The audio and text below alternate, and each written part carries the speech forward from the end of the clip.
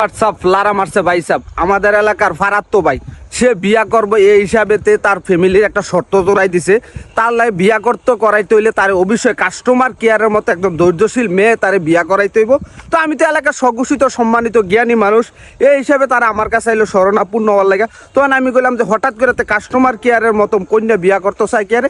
তখন সে কইলো যে ভাই কাস্টমার কেয়ারের মহিলারা দেখবেন আপনি যতই গালাগালি করেন রাগ করেন তারা সর্বোপরি কয় ভাই বস আপনি একটু শান্ত হন, বোঝার চেষ্টা করেন, আপনাকে সুন্দরভাবে আমি বুঝিয়ে বলতেছি। তেমনি ভাই ঘরের বউ এরম হইতে বউ যতই ফতে ঘাটে ঘুরি রাইতে 12টা 1টার সময় বাইতাই বউরে গালাগালি করি বা মাঝে মধ্যে হাত তুলো বউজন কয় যে আপনি একটু শান্ত হন, আপনার বিষয়টা আমি দেখতেছি, এরকম ধৈর্যশীল বউ দেখতে হইব।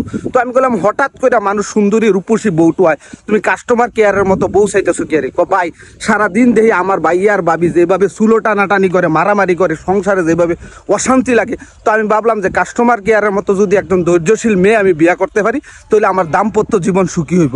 তেমনি যারা হাজার রমণীরা গ্রামের বাইসাবের পেজে আছেন আপনারা একটু সতর্ক হইয়া যান, বেশি উশৃঙ্খল ফাড়া করেন না, কাস্টমার কেয়ারের মতো ধৈর্যশীল হতে চান না হলে বর্তমানের যুবকেরা অনেক স্মার্ট হয়ে গেছে, না হলে সারা জীবন ঘরে আইবুড়িও থাকতে হবে। তাই কাস্টমার কেয়ারের মতো একটু ধৈর্যশীল হওয়ার চেষ্টা করেন।